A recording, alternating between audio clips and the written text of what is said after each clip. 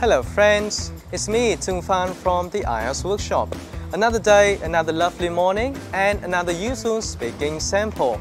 I'm here today in the legendary streets of Võ Văn Dũng in Hanoi, which is home to the headquarters of the IELTS workshop. I find this location extremely befitting to our academic course today, which is to tackle some IELTS speaking part 3 questions related to the topic of cities. Game on!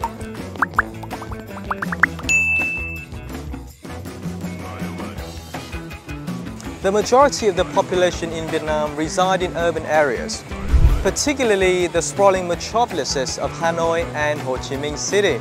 These urban centers offer an amalgamation of salient attributes, including an array of gainful employment opportunities, access to top-notch educational institutions, as well as a comprehensive healthcare infrastructure. On the other hand, a certain segment of the population, particularly senior citizens, may have a strong affinity for rural areas, where they can enjoy close proximity to nature, breathtaking landscapes, and most importantly, lower costs of living.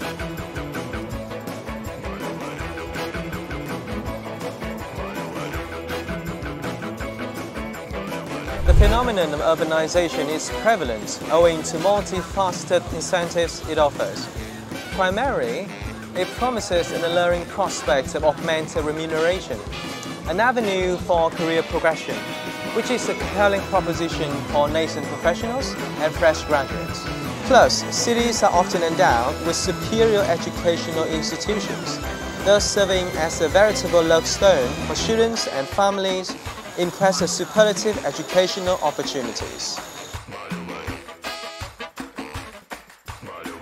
Proximity of the workplace to home brings about a multitude of advantages.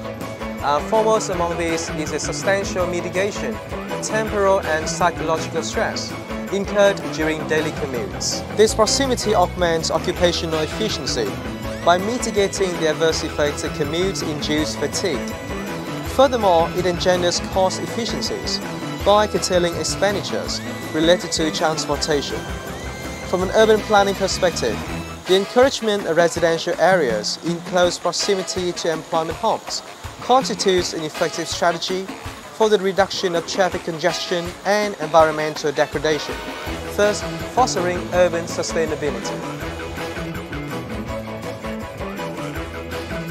The elderly in Vietnam typically reside in serene, less frenetic environments that diverge from the tumultuous cadence of urban life. They often incline towards suburban or semi-rural landscapes characterized by diminishing auditory and environmental perturbations.